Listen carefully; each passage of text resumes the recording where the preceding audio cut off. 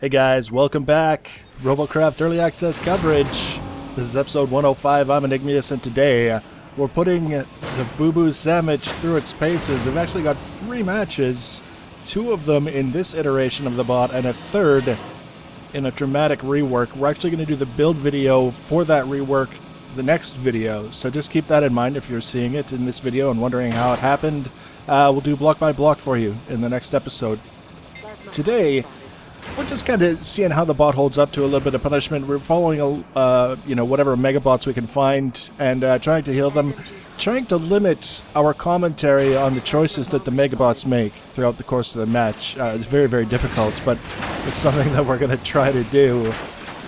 The purpose of this is basically to see how well we do as a medic with the most straightforward linear gameplay experience we can produce for ourselves, because if it works, you see, that means that that's what a lot of other people are doing. The path of least resistance. I'm not trying to put anyone down, but let's be realistic. You see the bots that show a very low amount of effort. You see the gameplay styles that show a very low amount of effort. If you're rewarded for that low amount of effort, you're going to keep doing it, and it really kind of has an impact on the game and the community as a whole. When you can kind of do things that don't require you to know or think or, exert yourself too much. So I'm basically just kind of following this Megabot around. Right mouse button held. Anyone who needs healing and happens to get in the way gets healing. I'm not worried about it. I am, in the back of my mind, trying to make sure that I'm not one of those medics that crowds their patient, because it's infuriating when you're trying to maneuver in the middle of a fight and you can't because a medic is in the way. It's one of my biggest pet peeves in the game.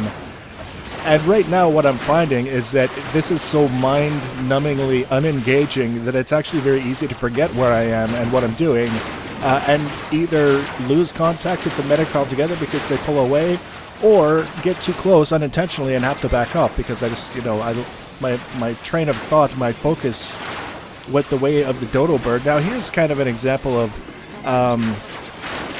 being really, really cautious about overextending. I've got a megget. For some reason I'm stuck on this megget word, even though I don't know where it came from. There's other medics trying to heal the megabot, and they're kind of doing their thing and they're moving around, and we're both like pancakes, so we kind of tend to overlap one another very easily, but then we get stuck together and it's kind of a pain in the ass.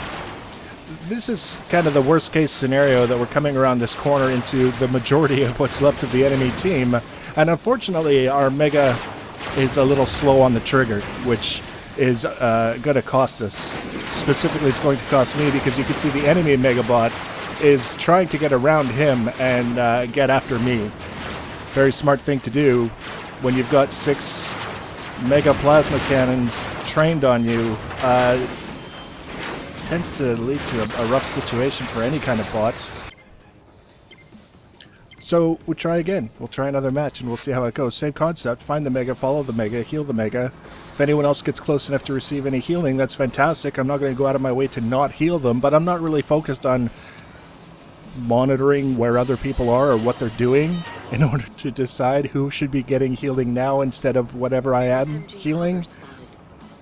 It's kind of an experiment, like I said. The bot that I built, there's been some feedback about the distance between the top and the bottom layers of electroplates. I'm not really too worried about it. Not for this bot. The difficulty that I had when actually assembling this bot is I couldn't build the cockpit area to my standards, so to speak, and squish the electroplates together as close as I could get. It's simply not possible. If you have the 2 rows of electroplates squished together as close as you can get them, you only have like 3, maybe 4 blocks tops to fit your pilot seat. That's just not how I built. So I left the sides and the front and the back with a bit more of a gap than is necessarily ideal. But the hitbox of the guns blocks the damage coming in from the sides. As long as the guns are there, they're offering a measure of protection. The front and the back are not exactly large targets to begin with, so I wasn't really too worried about it. And here's another scenario. Mega versus Mega. Who has the biggest, nastiest guns? Who's prioritizing targets the best? I see there's a railgunner up top. I want to be careful not to give that guy too much easy RP. And at the same time, again, being mindful of where my teammates are, so that if they decide that they want to reverse out of that encounter, they can do that without ramming into me and coming to a dead stop. It's very important. I know there's a lot of firepower on the enemy side coming down that valley, so I want to also be thinking about cover. It's not really enough to be hiding behind the Megabot all the time, especially when you can see like a constant stream of enemy fire shooting across the valley. You don't want to be putting yourself in the middle of that, so using cover as best I can. And this is kind of the point where you realize things are going badly, is when the Megabot is just basically, I'm sitting here, I'm not moving, I'm not doing anything, because the rest of our team just got chewed up.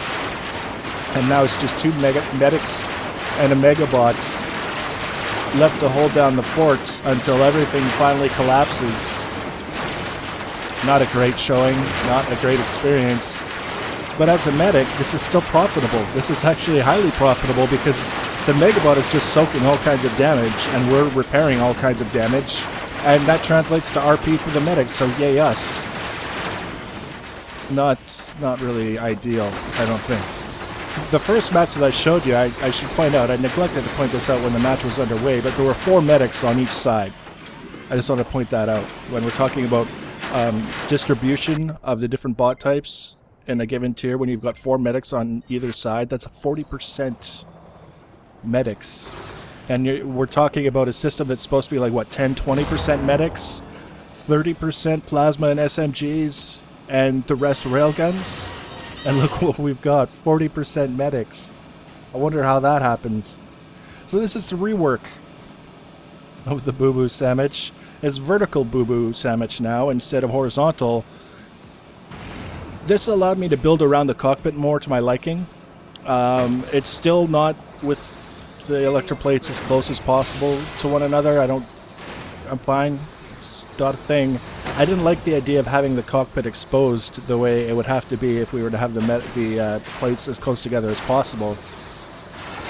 This is kind of a setup where I can do a little bit of healing straight on and have a very low profile, or I can extend, I can unfold and deploy.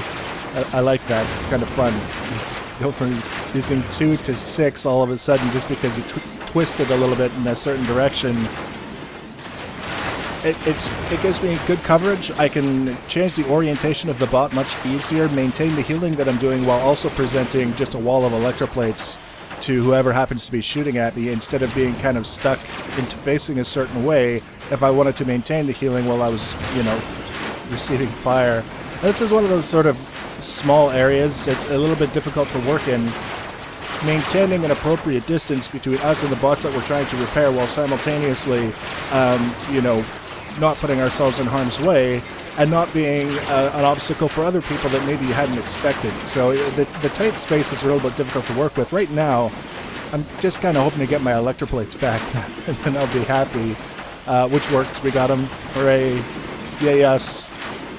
I don't know exactly what hit us that took them both out. I know that it's possible to lose them on both sides if we lose just the right combination of blocks, but it shouldn't be that easy to lose both from losing the blocks underneath. Now this is a case where the enemy starts capping, and I decided that I would turn around and try and support the people who are trying to interrupt the cap. It seemed like a good idea, and it actually worked out pretty well. So my experience as the Medicbot is it's more interesting the more involved you are in what's going on, but it's just as profitable to just sit on your hands and heal the Megabot all match.